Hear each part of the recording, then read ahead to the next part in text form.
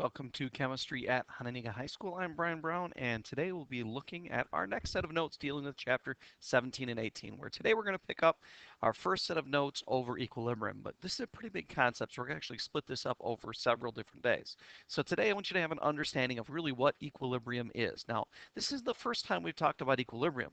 We actually saw equilibrium back a couple of chapters ago when we were dealing with states of matter. We talked about evaporation and condensation in a closed container. And we basically talked about the idea that at the beginning here, we have at a constant temperature a set evaporation rate going from a liquid to a gas. We had this set rate of evaporation that was going to stay constant as long as the temperature in the room was constant. Now, if we have a closed container, the gases are going to start to build. Now, at the beginning, we have zero gases going from the gaseous state back into liquid because there are no gas particles. But as time went by, we started to get condensation occurring. And as we got more and more gas particles, that condensation would actually increase until what would happen is eventually these two rates were equal to each other. And at that point, we had equilibrium. Now, this is equilibrium of a reaction between a physical reaction. How is this similar or different than what happens when we have a chemical reaction? And that's really what I want to look at, is how does equilibrium work in a chemical reaction? Physical reactions, so basic, I think it's a little more intuitive for people to understand what equilibrium is and how it comes about. But I want you to understand it for chemical reactions, because for the most part, that's what we're talking about in this chapter when we get into equilibrium. So first off, it needs to be reversible. So in the case of evaporation and condensation, we had two reactions that were the exact opposite of each other. Gas going to a liquid and liquid going back to a gas. Same thing would apply with chemical reactions. So if we're looking at the reaction between nitrogen and hydrogen to make ammonia, in order for this to be an equilibrium situation, then we also have ammonia breaking apart or decomposing to make nitrogen and hydrogen. Both have to be possible reactions in order for us to have an equilibrium situation. So first you have to have a reversible reaction. So chemists combine these two equations into a single equation that uses a double arrow to show that both reactions are occurring. Now, technically, whenever you see this, we said, well, that means it's reversible. But what we're going to assume is under a closed system, that reversible reaction is always going to achieve equilibrium. And why it does that, that's kind of what I want you to understand and what we're going to look at today. And it really deals with concentration and how it affects reaction rate. So when you read the equation, the reactants in the forward reaction are on the left, and in the reverse reaction, the reactants are on the right. That's confusing. So to level the playing field and keep it simple, anything on the left of the double arrow we always are going to refer to as reactants, and anything on the right we're going to always refer to as products. Even though the products are technically reactants making the stuff on the left, to keep it simple, stuff on the left will be referred to as reactants, stuff on the right will be referred to as products, just to keep it simple, so no confusion. Now in the forward reaction, hydrogen and nitrogen combine to form the product ammonia. And in the reverse reaction, ammonia is decomposing to make the products hydrogen and nitrogen. But once again, we're not going to call them products on the left ever, just to keep it simple. Reactants on the left, products on the right. It's just that they can go in either direction. Now, at time zero, we have all nitrogen and hydrogen. You can see in the picture on the right here, the nitrogen molecules are a diatomic molecule with the two light blue spheres, and the hydrogen are the two darker blue. That just makes it easier to track what we've got. So notice at the beginning here, we don't have any ammonia. So just as the reaction begins at some definite initial rate, no ammonia is present, so only the forward reaction can occur. So at time zero, this is really all that can happen because we don't have any ammonia to go in reverse. But as hydrogen and nitrogen combine to form ammonia, their concentrations are going to start to decrease. And that has implications based upon collision theory to their rates. So the rate of a reaction, remember, depends upon the concentration.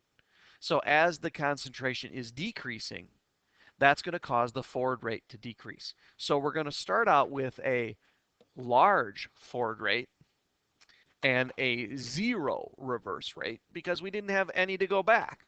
But as time goes by, that forward rate is going to be slowly decreasing. And on the flip, oops, let's draw that a little more exaggerated there.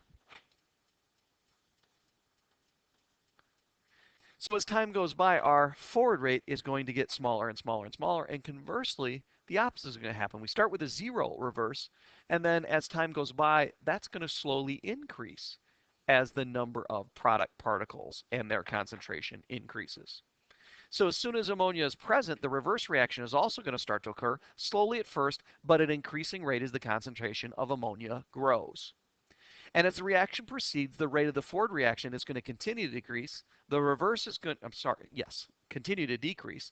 The reverse rate is going to continue to increase until the two rates become equal. Because remember, the reason we're getting more products is the forward rate was bigger than the reverse.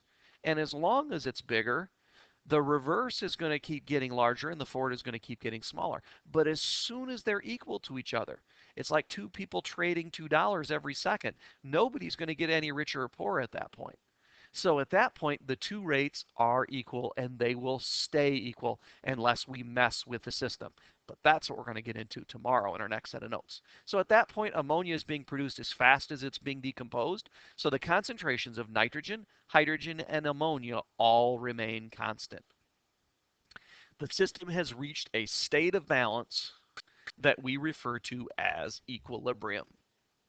The word equilibrium implies that opposing processes are equal to each other or are in balance. In this case, our opposing process is the reverse reaction.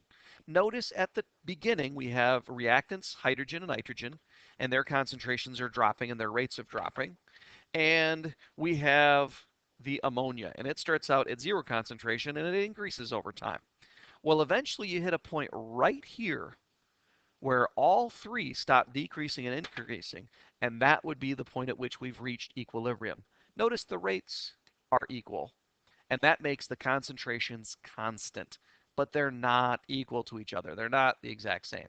So be careful with what's equal in equilibrium and what's constant.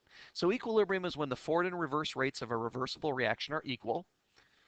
That's literally forward rate, reverse rate, equal. We are at equilibrium. This is represented by the double arrow on the reaction. So we're assuming under closed systems that all reversible reactions will achieve equilibrium.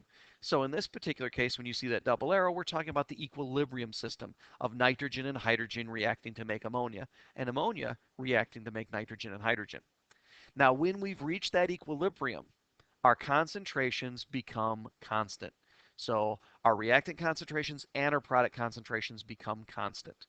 Now, that has implications that are measurable in everyday life. So let's say, and now this is not true because they're all colorless, but let's pretend that nitrogen was red in color and the rest were colorless. So we're going to start with a lot of nitrogen, so it's going to be a dark red color. But as we use up nitrogen, the red color is going to decrease and get lighter and lighter and lighter. And then eventually it's going to reach a constant color. Well, that's visual evidence that our nitrogen has reached a constant concentration. Now, we can also hook up a pressure gauge to it. And we can also measure what's happening with pressure. Now, at the beginning, notice we have 4 gas particles on the left. And as we make ammonia, we only make 2 gas particles. So our pressure is going to drop as we use up reactants and make products. And eventually, when we reach equilibrium, we're going to end up with the constant number of particles total, constant concentration, constant number of particles. That's going to mean a constant pressure. So at that point, our pressure gauge, instead of dropping, would reach a constant pressure. Once again, visual evidence that we have equilibrium, because at that point our concentrations are constant. And be careful, the concentrations are constant, but that does not mean they are equal. Don't confuse the two things. Know what's constant and know what's equal. And that ends our set of notes over equilibrium, or at least our first set of notes.